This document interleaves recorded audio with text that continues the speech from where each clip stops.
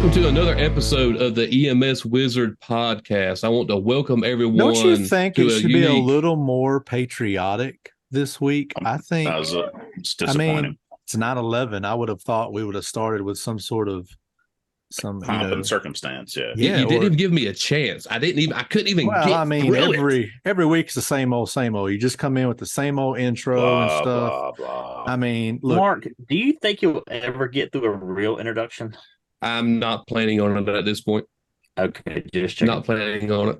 I'm gonna try. I will try every time. But it's I don't know what 9/11. happened. It's like it's the EMS. It's really like the Public Safety and General National Remembrance Day when you look at that, right? That's exactly what I was going to say. Of course it was. I'm sure it was Yeah. written in a script Yeah. somewhere He for you would- to read. If you wouldn't have interrupted, he would have said that. I didn't interrupt him. I was Exactly. just trying to. I was coaching him. I was like, You were trying to help, weren't you? Ah, You were trying to help. Our See, FTO class, we teach put our hands in our pockets, stand behind them, and and prompt whatnot. So me and Mark teach this FTO class all the time, and it's like this is prompting. So all I'm doing is trying to is to prompt my brother here. So there's some people that need to put their hand in their pockets. There's other people that need to sit on their hands. Feels to be weird in that- this be chair. effective. Hold on, let me try. Oh no, that feels pretty good. They're not as big as Terry's hands. All right, we're gonna redirect this whole situation Yeah. here. weird. So this is going to be our September 11th remembrance edition of the podcast. So we're all going to kind of talk about our story from September 11. And John, where were you at? What were you doing in my Alan Jackson theme? Where were you on September 11th when the world stopped turning? So I've always actually said that just like Alan Jackson, at that time, I did not know the difference between Iraq and Iran when that stuff went on. So to quote Alan Jackson, I'm right there with him, and did not have that concept of any sort of. Now I know in today's world, everybody seems to have a pretty good pulse on social activity, and whether it be religious or political or any of those things that are that were back in the day socially unacceptable to talk about. That was the day that we were living at that time. And we're talking about 2001. I was serving as the director for a place called Regional One EMS, which was out of Danville, Virginia at the time. And I remember walking by, there's a great big room in there where the TV was. And so any of the folks that are listeners that were part of that agency can remember that great big room where the TV was. I'd walk through there because I believe it was a Tuesday morning. So I think I was running some sort of financial thing. Walked down to my office, and my sister, who was actually working there, she was she could answer the phones and stuff and would dispatch the non-emergency trucks to where they needed to go for convalescent stuff. She just said to me as I walked by, she said, "Hey, where's the Twin Towers at?" And just quickly, I was like, I don't know, New York, Chicago, somewhere, I don't know. Not a big, was not a big New York person, not a big Chicago person, just wasn't into that. Went into my office and I come back and she says, "I think a plane flew into one of those buildings up in New York." And I said, "Okay, don't go in that building," being a smart butt. Well, don't go in that building. And so I go upstairs and I click on the TV and change it to CNN. And then I walk back to the financial office. As I come back through there, I look down there and sure enough, they're showing, the first frames of what's going on. And I walk downstairs and I seen that it was New York. So when I walked by that office, I saw Pam. I said, "It's New York." She says, "Yeah, that's what they said." Was it a big plane?" I said, "I don't know. I just saw that it was on CNN. It was New York." I go back up there and we're sitting there watching it. And at this time, somebody was working for me. It was my deputy director. Who was it? It was, oh, that's right. It was my real best friend, Keith. And he had come by and he was standing there. He was like, "Look at this stuff, man." I said, "I know. Pam was just telling me over there in the office." And so we were standing there watching it. And the funny thing about not the funny thing, but the weird thing was they were sitting there watching. We're talking about the business of what we had to do because we were expanding at the time from just being in that area to a couple of other counties, and we had this game plan on. As a matter of fact, that day we had to drive out to Patrick County, Virginia, which is Stewart. You ever been to Lover's Leap? That's where that area was, and we were expanding to that area. We had a visit to go out there later that day. But we're standing there watching this on CNN, and we were trying to figure out, because they had not yet said on there what had happened. Like, there wasn't any video of it. And so as we're sitting there talking, we think we're watching a replay of the plane hitting, and it's actually the second plane hitting. And I remember Keith like, oh, whoa, that's there's the plane hitting. And we just, and then it's like, hold up, because as we were watching, you could see that there was already a smoking building, and then that plane hit, and it's like, wait a minute, did that just happen? And so we turned it up, and then we knew at that point in time that we had just seen on live TV, the second plane hit. So when you talk about the angry American, Toby Keith is what I think of, when singing his song.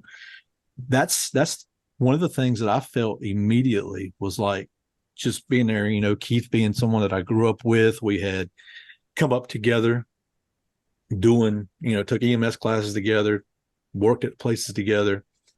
And we had never been really in a situation to where, we lived in sort of this environment of America being under attack, which is exactly how, I know we felt. We had other people in the room with us at this time. We were all talking about what we were going to do. And then we navigated to this whole, hey, is there something we have a responsibility to do?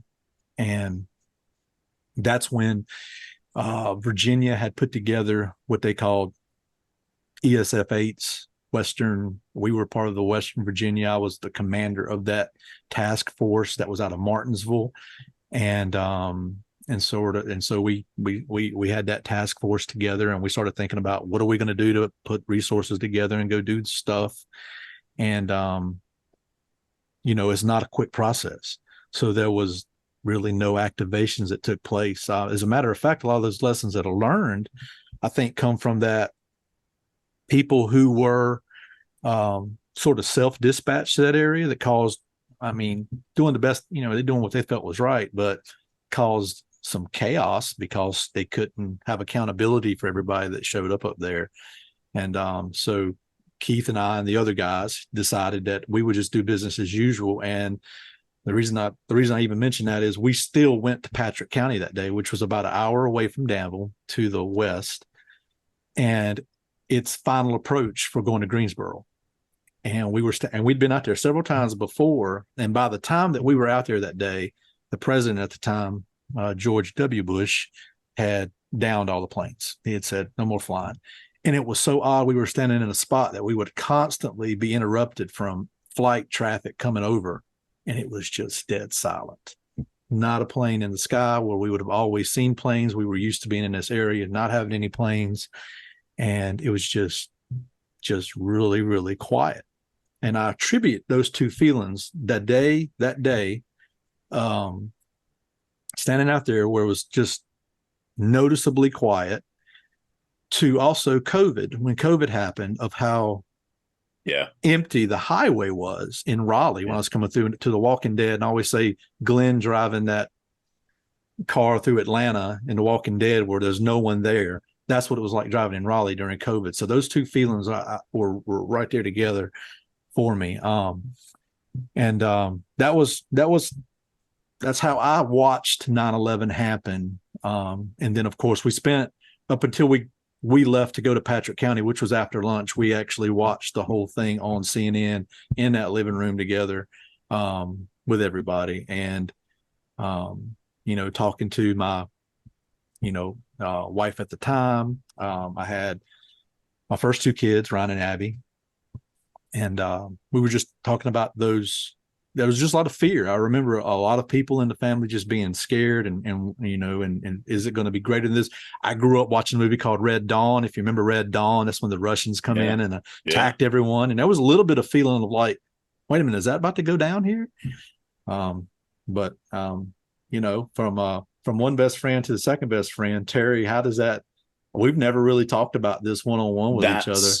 That's actually what I was just thinking is, of course, that's what happened to you, because I think of those similarities, the differences, the different experiences. And weirdly, we've never talked about this. And I think back to September 11th, and it's one of those odd dates that I remember like it was yesterday. I think of my father, my older siblings, of those events that they remember, Kennedy or Martin Luther King or the bombing of Pearl Harbor. And I think that's one of those sentinel events for our generation. Mm-hmm. Mark, I'll include you in that. And it's weird hearing you talking about, I went about the day. I continued about my day, because I remember I'd called in sick to work the night before. My at the time wife was having some complications from the delivery of our daughter, and so we had a follow-up appointment. One of those, hey, come in about I think it was like 10 o'clock in the morning. Come in about 10 o'clock in the morning, maybe 10:30, something like that. We're going to work you in because we've been dealing with this issue. So the night before, I'd called in sick to work, and I remember waking up to my phone ringing and thinking, this is weird, and just young, just rolling over, and my partner at the time, Ronnie, leaving me this voicemail on the answering machine at the house about, hey, something's going on. And I remember getting up, turning on the TV, and every channel, when I first turned on the TV, I just thought, and I don't even remember, I think it was just the first plane had hit, and I think when I turned it on, the second plane hit. And kind of like what you had said, I said, is this a replay? This is the stupidest movie I have ever seen, because why would somebody do this? Just the lack of comprehension of what was happening, and then hearing the news people talking about the additional reports for something happening, in the DC area, unconfirmed reports, just all of this stuff. And the things that I remember were the uncertainty. I remember my at the time wife having that health issue that, hey, we had to go to the doctor, and driving up to Chesapeake to go see the doctor, and every radio station had it on. And I remember having the conversation with her that something really important's going on. I think we don't really understand what's happening. Getting to the doctor's office, and nobody was there. Like the doctor's office people were there, and they're all watching the TV, and it was just this very different vibe, talking with the staff with what was going on. I don't remember there being another patient in the office. And that's when I was like, wow, I was, I guess, 20, 22, 21 when this happened, 22. And just thinking, wow, something big is happening. And I remember going to work after that appointment, going into work, and just a lot of uncertainty when we got to work about what's going on. And like where you were talking about some of that self-dispatch thing of, hey, we're not going unless there's a request. There's a lot of resources. We need to be, prepared. And I remember thinking, living in the Hampton Roads region, and Walter, you might have felt some of that same stuff. Hey, we're in the Hampton Roads region, home of the largest naval base in the world. Is this something that we need to worry about? This is the home of the Master Jet Base. Yorktown Naval Weapons Station. There's a lot of military stuff. There's a lot of Navy stuff. What do we need to worry about in northeastern North Carolina for our neighbors to the north? So, John, of course, hearing your story, reminds me so much of of some of that same experience. Walter, what was we've never talked about this, weirdly. Never talked about this. So I was actually in my final clinical shifts at the hospital. So I was for paramedic. Yep. So I got my paramedic before you. Do up. I got my paramedic before you. Probably so. That means you're old now. Means you're old now. So I actually got my paramedic the 1st of October of 2001. So I was like in my final few shifts to be able to complete clinical time. Then because then we could do clinical and field time together. So I remember going to the emergency room that morning at 7 a.m. 12-hour shift like you're normally going to do. Staff was there normal. It was an awkward, odd feeling that morning because there was no patients. We had like 0 patients in the emergency department when I went in at 7 o'clock, which was, today you'd be like, wow, no, they always have patients. No, they used to didn't have patients late at night. They started coming in the morning, but no patients that morning. So, no TVs in the room back then. So there was one room, which was the pediatric room, that had a TV in it. And, it wasn't a flat screen TV. It was a monstrosity TV hanging off the wall. 300 pounds.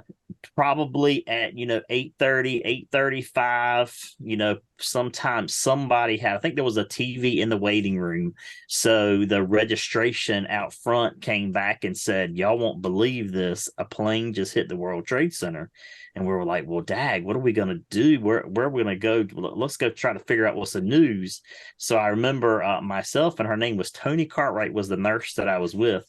And we went to that pediatric room, turned the TV on, and just after we turned it on, or just before we turned it on, is when that plane had just hit. So we did not get to see that second plane hit, but they were talking about there's a second plane that just hit.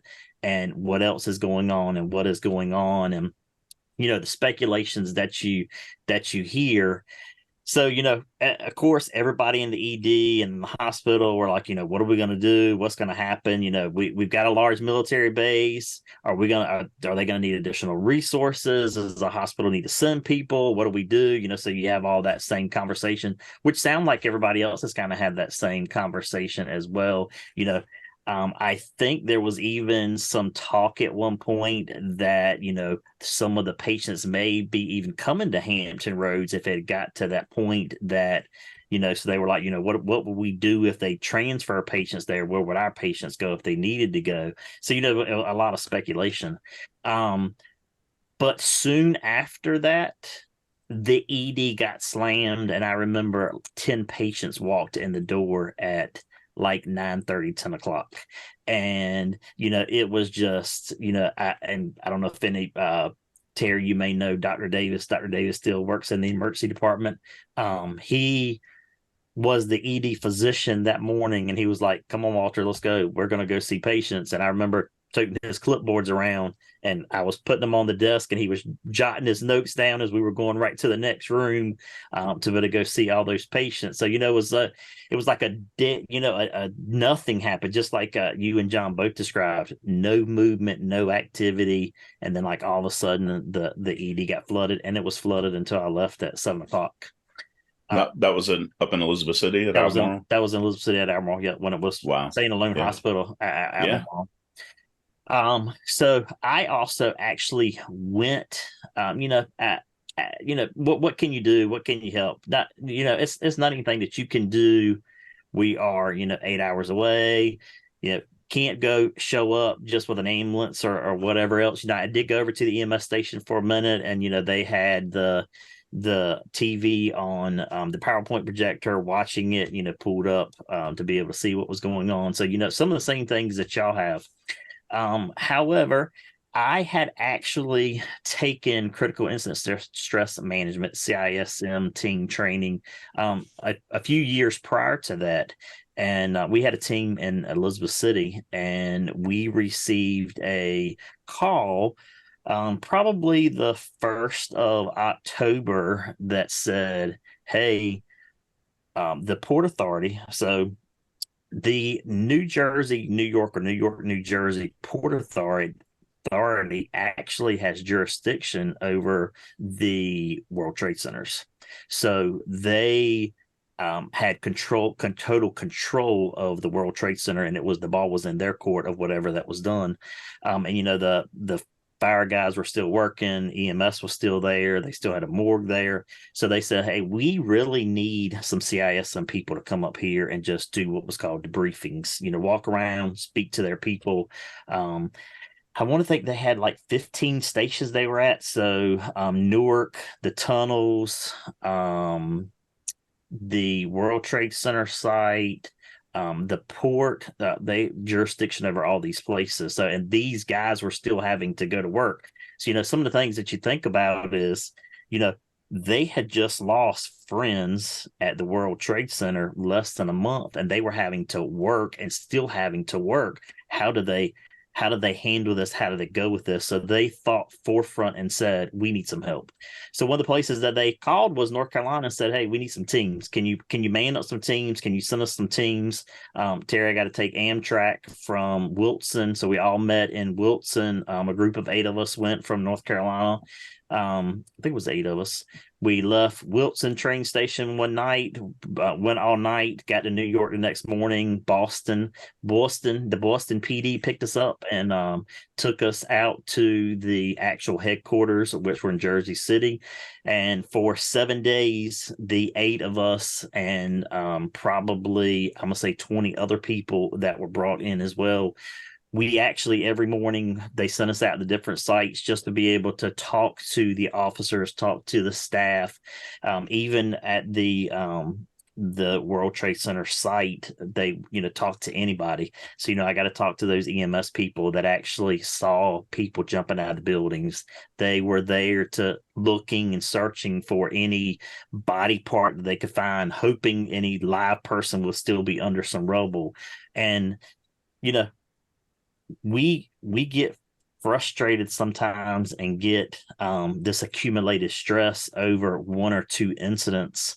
Think about how those people had stress that day and had to go back to work the next day because they were short staffed, didn't have people, and wanted to go back and help those people. So, we did them some good, I think, just by going there and saying, hey, how are you feeling today? How are you doing? How are you, these things are normal. Make sure you eat a good meal. Are you drinking alcohol? Don't drink too much alcohol. And they actually truly, the Port Authority actually did a lot for everyone working at the World Trade Center site. So, what I was doing that day? What did I do after that? And then actually getting to go there to be able, was for this little country boy going into big town New York was a big deal. And, just to be able to provide just a small little bit of North Carolina comfort and care to people that were just like me and you, what was a lot. Wow. How about you, Mark? Mark, were you born? So it was my freshman year of high school. What? Yes, 2001. I was, in this little session before first period class where they turn on Channel 1 News. If anybody remembers that from high school, Channel 1 News. Channel 1 News. I remember that. Yeah. You watched that a little bit, just before the first period class started. Homeroom. Yeah, homeroom. That's what it was. That's exactly what it was. And, that's whenever they were, showing, what happened. And, we were all kind of, in awe, like, plane hit the Twin Towers, but we had no idea, the magnitude of what was actually going on. We had no clue. We just like, yeah, that's unfortunate. People died, and that this was a serious thing to take, to look at.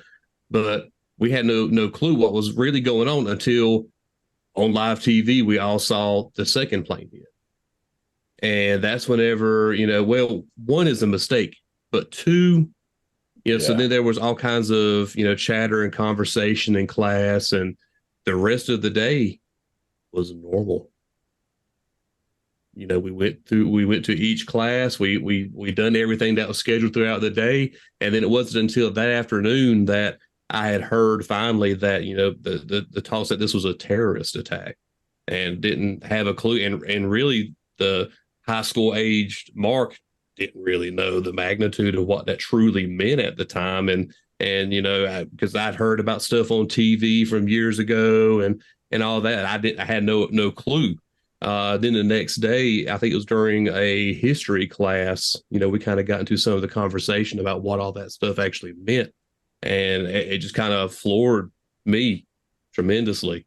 And it kind of really put, probably a level of fear, in me and in high school age to me, because thinking, where I live is kind of a central location between Camp Lejeune, Fort Bragg, Seymour Johnson Air Force Base, and the main port down in Wilmington. So if there were to, that was like a major target area. I kind of felt like you're looking at southeastern North Carolina, we're a really large target. So there was like that fear of, well, I heard this is going on. I heard this is happening. Just that constant level of fear, I guess, of the unknown and not really knowing exactly what to expect and kind of what to look for in that. So, my experience, I was not in EMS. I wasn't in the fire service at that point.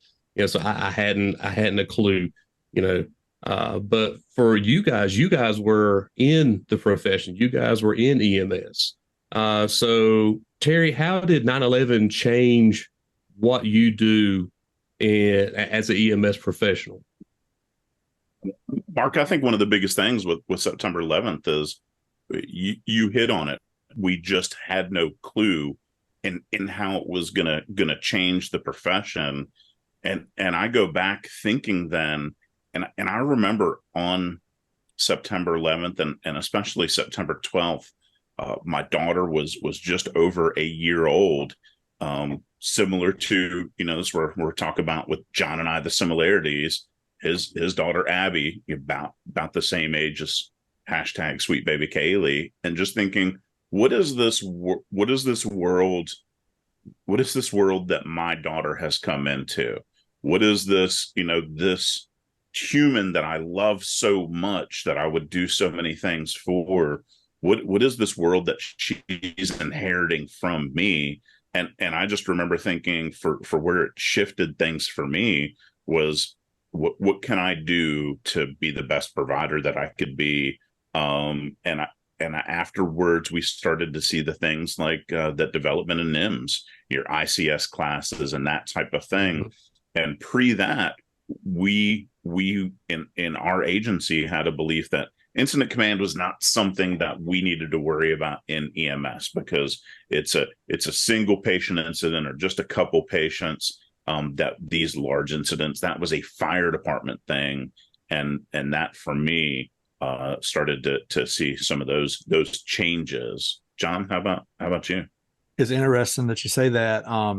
Where I was in Virginia, where you was in North Carolina, they actually, and this is where the water gets a little muddy for me. I can't remember if it was just before 9/11 or right after 9/11, but a mutual friend of all of ours, Rob Glover, was actually up there, and he was developing what was known as MCI M1 and 2. And I think it became a 3 and a 4. Again, this is decades ago, but me and Keith had went up to Chesterfield and taken the very first MCIM 1 and 2 course. And I can't remember if it was just before 9/11 or right after or whatnot, but Virginia's approach was very incident command is super important. And they had a lot of stuff put together as far as how that stuff would look. And I want to say this stuff was pre 9/11 because I felt prepared from a response, which is what held us, held us back from doing certain things or whatnot. So, I think the influence of the two states on one another, and, Rob coming back to North Carolina and being with OEMS, I think we touched base one time about, hey, I remember you're the guy that was, up in Northern Virginia when we were coming through and doing those classes, and now it's a thing. And that's what I was going to say. This is so interesting that when we talk about those ripples or these people that all four of us know Rob from his time with the state office and the things that he has done or where he's popped into different classes with some things. And I know that he did a bunch of that stuff in Virginia, but to hear this linkage is just, this just proves that world is a lot smaller sometimes than we think that it is. Yeah. Well, you think why are our communication system the way they are today? Why is decon the way that it is today? Why is Homeland Security the way it is today? Why is two-factor authentication on your personal computer today the way that it is? And I would say that it all spawned from 22 years ago, the day that, as the song says, the world stopped turning. When that happened, not only was it the World Trade Centers, the Pentagon, and the Pennsylvania. So it was all of those things at one time. Who would ever have thought about that? So I actually taught a methodology class with a guy from Alexandria. Alexandria is where the Pentagon is. Correct?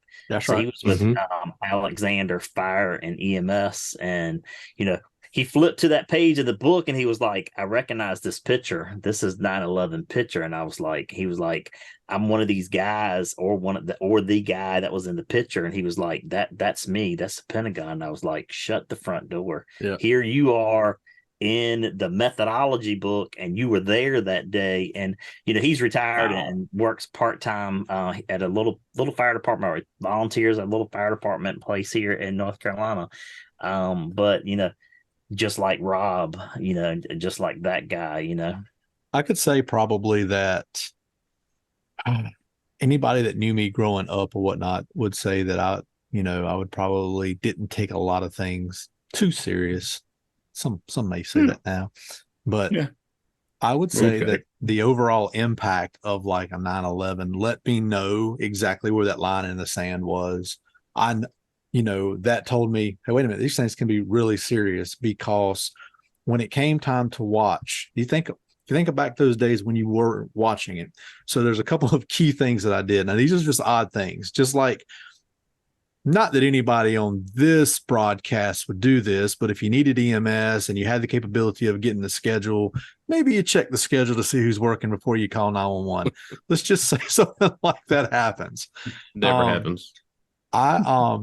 One of the first things I did is I called home to my then wife and said, hey, stick a tape in the VCR and hit record. And so I actually have a 6-hour VCR tape of everything from the time hitting record live as it was done on CNN for that whole day, basically.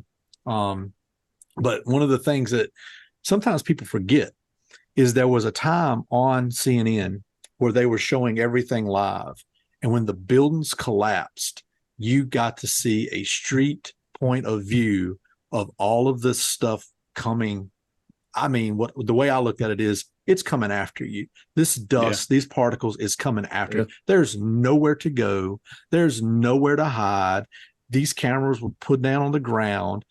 They were trying to best to break. You couldn't run away from it. And on top of the fear of being attacked from someone we have no control over, is here you are from some other means, not the plane, not gunfire, but debris from a collapsed building is chasing you, and people just running in fear.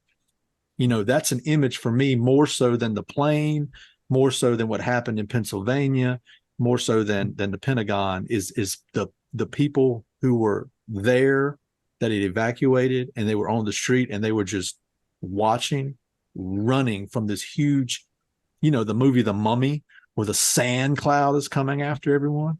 That's what I think of, horrifying. Won't they even run across the Brooklyn Bridge? So I remember seeing that running across the Brooklyn Bridge, trying to get out of Manhattan. But this is the thing is while people were doing that, couple years after September 11th, the fire department that I was working part-time with sent a couple of us to New York City. This was maybe 100+ pounds ago. This was approximately a mark ago for me, and so I did the first 5K of my life in New York City, and it was the Stephen Siller Memorial Run, and while those people were going out, there were people who were running into the city, and I don't remember what Stephen Siller's full story was, but he ran through the Brooklyn Bridge or Brooklyn Battery Tunnel with his turnout gear because he was on the other side of it. It was all being closed. Traffic was all jammed up. And he said, I need to get to my brothers and sisters on the other side. And so he ran through that tunnel, and he was never seen again. When we did that 5K, we did it retracing the steps. It gives me goosebumps just talking about it. And as we ran through that tunnel, which was closed for that 5K, it was lined with the banners of the 343 firefighters and police officers that lost their lives that day. And it was also lined with American flags, one American flag for everybody for the entire length of that tunnel. And so, Walter, you just talking about that, nothing that I had planned to talk about tonight with that run, but it was weird. And this was, I don't know, 3 or 4 years after the attacks. They were still cleaning up the I say the rubble, but they were still cleaning up that attack site. You know what I just realized? Is that when we took paramedic, 3 of us, we did not have a terrorism chapter in ours, but by the time Mark did, he had terrorism chapter in his. Correct. And so that's one of those things. And when we look back, I don't know, none of us are really super historians in anything, but I always think about Pearl Harbor and how people feel about that and our perspective of that. Do you know that's probably how Mark views us? It's like we're some old guys that experienced 9/11 from this different perspective, and now we got to. You are an old guy, so you are, yeah. Yeah. And so there was 2 things you said earlier that the young guy didn't recognize. You said something about recording 6 hours worth on a VCR. I don't know what that is. And you said you watched CNN. People actually done that at one point in time. You actually watched CNN? Yeah. He didn't live stream it. It was cable TV. Hey, no, that was back when satellite. That was back when Turner owned it, and the Atlanta Braves were freshly World Series champions 6 years earlier or whatnot. Correct. So does anybody remember what were in the vaults underneath of the World Trade Center? Gold. Everything. Yeah, they had gold money. So they took the gold out on like Thursday that I was there, and there was probably 13 Brinks trucks lined up through that section to be able to get that gold out, and it was like restricted section. Did you go up there to see if you could FA and FO? No, you did. No, you did not. No, you did not. There was just once. There was like I want to think it was like the National Guard that came in with them. The New York National Guard came in with them to secure that area, and it was like 10 or 13 Brinks trucks. Mark, that's a money truck, that goes around to the bank. Just in case you didn't know that.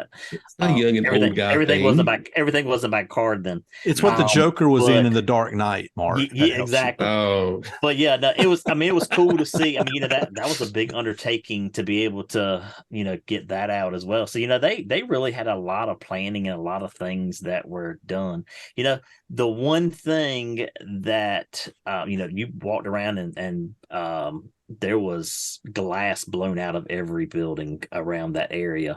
But the neat little thing is there was this little church that was right there on the corner that had very minimum damage to it. Yep. And they actually made it a respite site for the workers to be able to come in and take a break and have a meal, and they serve 3 meals a day, and they actually had clean socks, clean pants, clean shirts, helmets, if any of the workers needed anything, they could go to that was one of the respite sites, and another downstairs building was a respite site for those workers to be able to go in and get anything that they needed while they were there. They had massage therapists that were there giving massages. I mean, it was anything that those workers, they really took care of them. I thought that was interesting the way they did that. I still go back and think about that when you walk into that building and there's just lines of tables of socks and clothes and stuff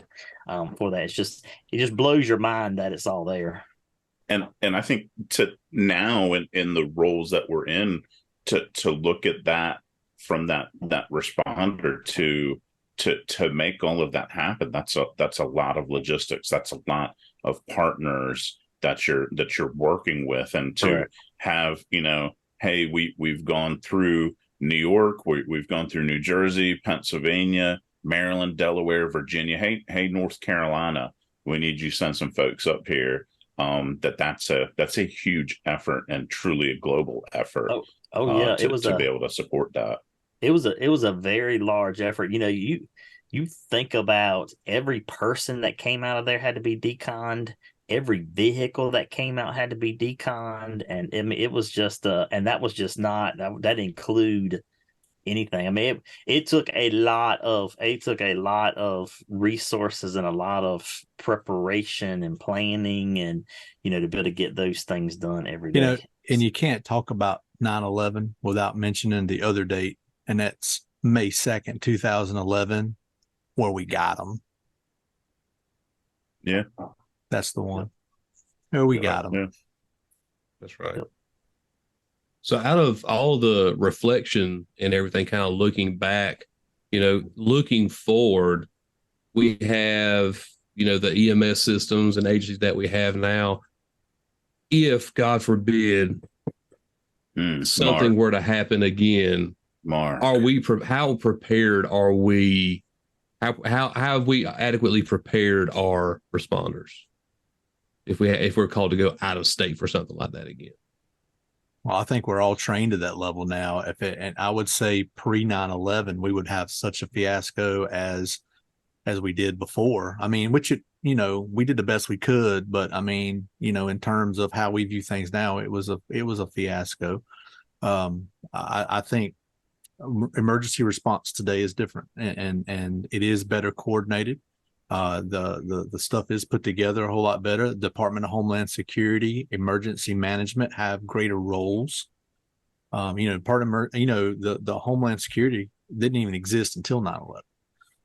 So that helped us get funding to help emergency management, to create emergency services, which has helped fund EMS. And I think everything we train on, just like we do in anything else, 9/11 has a little bit of that background in it that helps us think about things like resource allocation and incident command and stuff like that. TSA didn't exist until 9/11 either, did it? Correct. I think TSA came out because I mean, I remember the days when my mom used to fly as a kid. You could actually walk down the airport terminal to the door where she came in and see them when they come in, and then after 9/11, that all radical changed with that too. Mark, I disagree with John. I think that we have pieces and elements that are in place, that is responders, things like that lessons that were learned from that terrible day, that communications breakdowns, all those different things, and having redundant sites and redundant communications. And I think today we're in a different place. But what is the next gap that we identify? And I think the planning piece, a couple weeks ago, we were talking as a group. Billy Langston was with us. He's not with us tonight or today. Billy's not with us. And talking about the different planning pieces and things going forward and moving forward. And I think we're making progress. I don't know if we're where we need to be. But with that, I will say as well, look at where our staffing is today. How many people Right. could honestly say, "Hey Terry, can you send 4 people from Dare County for a week to with an ambulance to be able to help out somewhere and do something? Hey Mark, can you send a crew with a full stock ambulance and a supervisor to somewhere to help Dare County with their 2 ambulances for a 7-day stretch?" I, to me, that is our crippling But today is but staffing. but if you go back to that time, think of how every house had an American flag, and how that patriotism, and that brought our country together. It And did. I think that is probably one of our strengths as a country, as a people, maybe even as a profession, that in that difficult time we have that ability to come together. Mark, what are your thoughts with that? Yeah, I mean, just between looking at the staffing, looking at, the fleet, do we even have the fleet that we can send? Do we have the equipment that we can send? And, if we have that to send, obviously we're going to do what we can. We're going to send what we can and make happen what we can make happen. But I don't know that the next thing is going to be the same thing that we've been preparing for since September 11, 2000. I don't think it would be that grand scale MCI that we're going to have to throw a lot of resources at to try to mitigate. We're preparing for that one large MCI, and this might be some of my conspiracy theory, but we're prepared for that. That won't be the next thing that they would want to go after, right? It's going to be like a cyber attack or something, right? Large Yeah. sharks that are launched from like the air that are landing in people's houses, and that is Fake exactly news. my Fake biggest news. fear. We always prepare for what the last incident was, for what the last issue was, but there was a Japanese admiral who on the morning of Pearl Harbor said that he feared that Japan had just awoken a sleeping giant. Maybe that's what happens. One positive, though, or a thing that did happen after 9/11. I don't like using the word positive, but there was an influx of people that wanted to be in emergency services. So if you ever wanted to feel a staffing shortage, something patriotic like that tends to make people flock to wanting to be in firefighters, law enforcement, EMS. That was one of those things that we just saw this big influx of folks wanting to do something. If they couldn't do military, they were trying to be firefighters, or they were trying to be EMS or something like that. So, I think whenever you have those big events that happen that are given focus to people who help contribute to the life safety, then that is a primary, that's a primary commercial for folks to sort of to recruit people in, because as we've talked in other episodes, we have a recruiting problem. We don't know what we are. I always say, sell me on EMS. I don't know that you can anymore. Johnny and Roy don't do it no more.